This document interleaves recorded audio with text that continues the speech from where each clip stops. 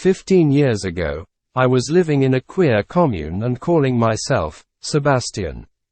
I spent hours on message boards angrily defending the queer theory belief that gender is a performance.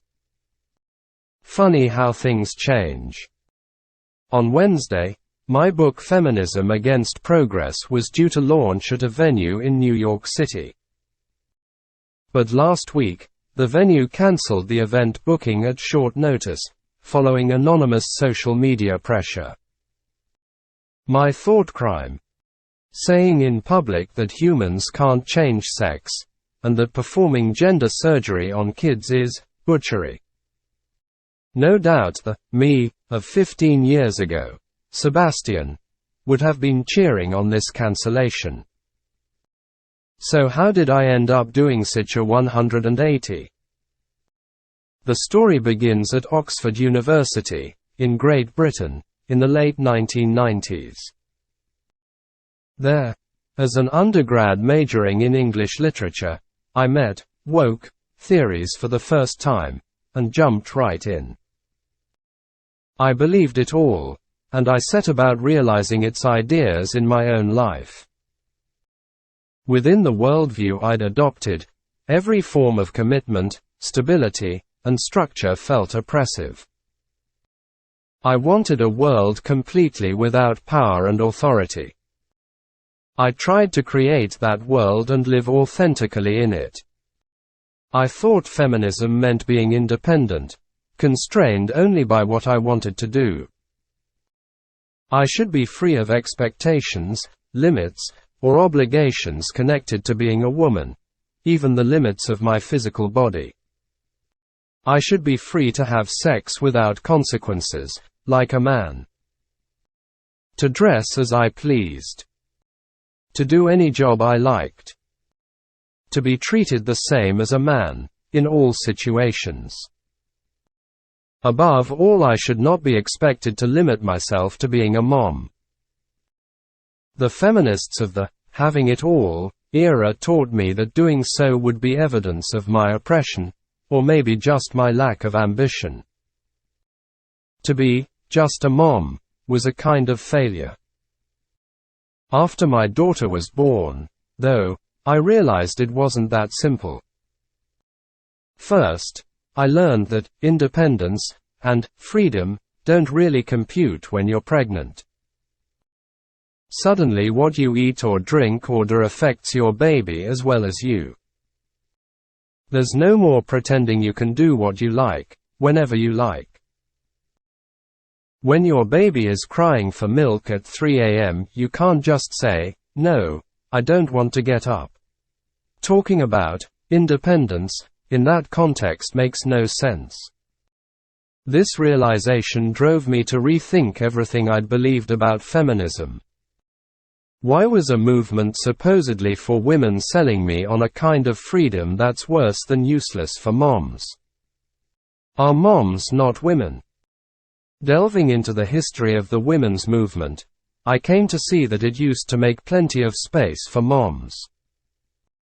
Feminism began as women's response to the way family life changed after the Industrial Revolution, as work left the home. In its early days, the movement included women who defended care, motherhood, and the reality of our sexed bodies. It also included women who sought freedom on the same terms as men. These two camps often disagreed, but between them they sought to defend women's interests as the world modernized. But in the mid-20th century, freedom kicked care off the field.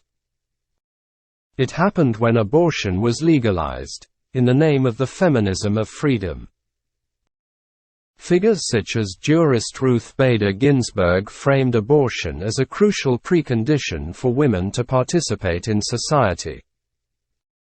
And ever since, this has been the orthodox feminist view. That freedom is everything. That it must be defended at all costs, even if that cost includes killing an unborn baby whose life depends on a woman's body. No wonder this feminism has a mom-shaped blind spot. pretty much by definition, being a mom means limiting your freedom in the name of love. And this feminism of freedom at any cost has, in fact, many costs. It's opened the door to a sexual free-for-all in the name of freedom that leaves young women lonely, injured, and unsatisfied. It's legitimized the commercial exploitation of women's bodies in pornography, prostitution, and commercial surrogacy.